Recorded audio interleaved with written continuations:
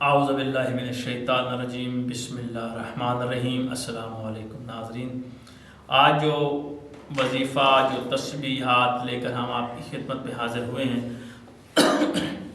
معذرت کے ساتھ جو بھی آج ہم تسبیح لے کر حاضر ہوئے ہیں آپ کے سامنے، تسبیحات بھی یہ بہت ہی بہترین تسبیحات ہیں، اور ایسی تسبیحات پڑھنی بھی چاہیے۔ اور یہ وہ تسبیحات ہیں اللہ بہتر جانتا ہے، اولاد نہیں جانتی، اللہ بہتر جانتا ہے، اللہ غیب کا علم رکھتا ہے۔ تو اگر آپ کے حضرت محمد مصطفیٰ صلی اللہ علیہ وسلم فرماتے ہیں کہ اگر آپ کے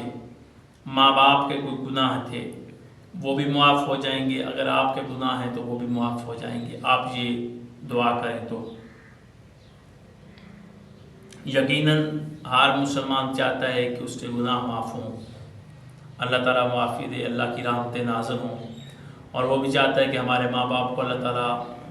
جنت میں جگہ عطا فرمائے، جنت النعیم میں، جنت العدن میں جگہ عطا ہو،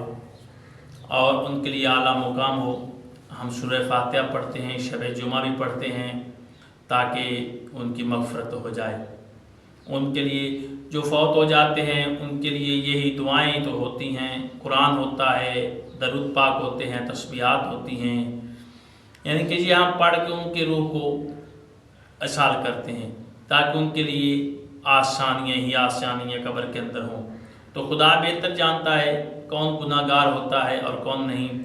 لیکن حضرت محمد مصطفیٰ صلی اللہ علیہ وسلم اللہ کے نبی فرماتے ہیں کہ آپ نے ہر جمعے کے بعد، یعنی کہ ہر جمعہ جو آئے گا اس کی نماز کے بعد آپ نے 100 مرتبہ ان الفاظ کو پڑھنا ہے۔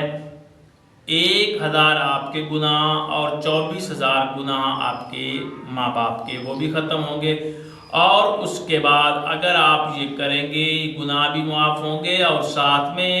نبی فرماتے ہیں رزق میں بھی اضافہ ہوگا، رزق میں کمی نہیں ہوگی، رزق بھی بڑھتا جائے گا اگر آپ یہ ہر جمعے کو وظیفہ کریں گے۔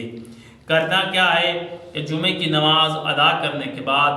آپ نے 100 مرتبہ سبحان اللہ العظیم و بحمدہ، سبحان اللہ العظیم و بحمدہ، اس کو 100 مرتبہ آپ نے پڑھنا ہے۔ انشاءاللہ اللہ آپ کے گناہ بھی معاف فرمائے گا، آپ کے والدین کے بھی گناہ معاف فرمائے گا، اور اس کے بعد اللہ رزق وسیع اور کثیر بھی عطا فرمائے گا۔ یہ آپ عمل کریں گے، اللہ انشاءاللہ آپ کو کامیابی عطا فرمائے گا۔ اللہ آپ کا اور ہمارا حامی ناصر ہو۔ خدا حافظ۔